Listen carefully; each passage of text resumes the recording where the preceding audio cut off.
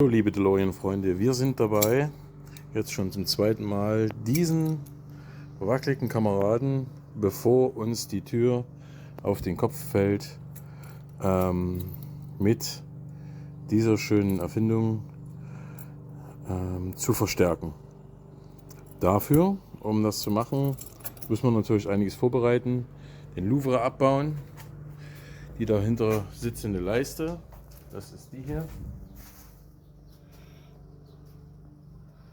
abbauen und natürlich sämtliche Schrauben lösen. Ab hier angefangen bis hier runter. Dann wird der Himmel gelöst, weil auch dieses hintere T-Stück muss ausgebaut werden, weil wir das später noch ran müssen.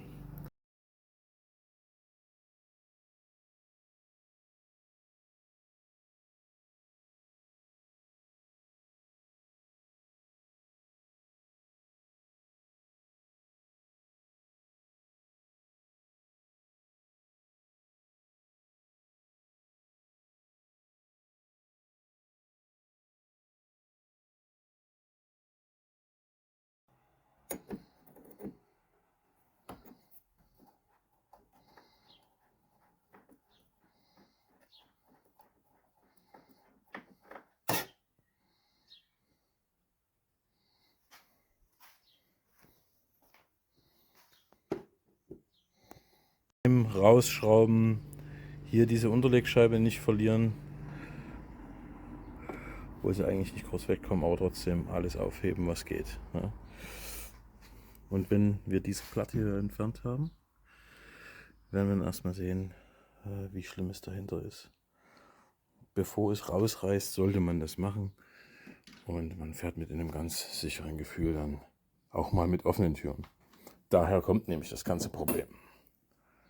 Und ganz wichtig ist es, diese beiden Ecken zu entfernen. Die stecken hier da so dahinter, weil man das ein kleines bisschen nach vorne biegen muss, dann die ganze Seitenwand.